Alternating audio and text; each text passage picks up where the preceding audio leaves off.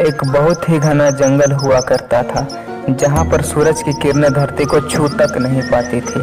उस जंगल में टूनी गोरैया, लखा कबूतर, बंटी तोता और भी कई पंछी अपने परिवार के साथ रहा करते थे।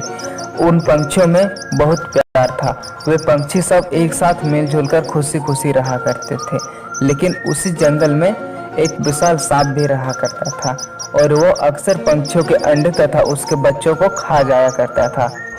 इसी तरह एक दिन सुबह सुबह जब सारे पंछी सो रहे होते हैं, तब वो सांप धीरे धीरे टूनी की घोंसले की ओर बढ़ता है। तभी टूनी को कुछ आवाज का आभास होता है और वह टूनी अचानक उठ जाती है और बाहर निकलकर देखती है कि एक विशाल सांप उसके घोंसले की ओर बढ़ रहा होता है। तब वो अचानक से डर जाती है और वो चिल्लाने लगती है कि बचाओ बचाओ बचाओ। तभी सारे पक्षी उठ जाते हैं और वो सांप इतना बड़ा होता है कि कोई भी पंछी उस सांप की ओर बढ़ने का हिम्मत तक नहीं कर पाता है और वे सभी पंछी भी मिलकर चिल्लाने लगते हैं कि बचाओ बचाओ बचाओ। तभी एक चील उधर से गुजर रहा होता है और उसे पंछियों के चिल्लाने की आवाज़ सुनाई देता है। तभी वह सोचता है कि आखिर बात क्या है, चलो चलकर देखा जाए। और वह देखता है कि एक विशाल सांप टूनी की घोंसले की ओर बढ़ रहा होता है।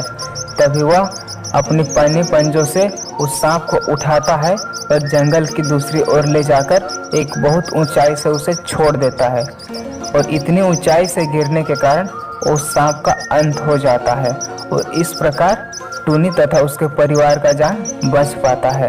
तभी सारे पंछी उस चील को धन्यवाद देते हैं और बोलते हैं, चील महाराज आपका बहुत धन्यवाद। अगर आप नहीं होते तो टूनी तथा उसके परिवार का अंत हो गया होता।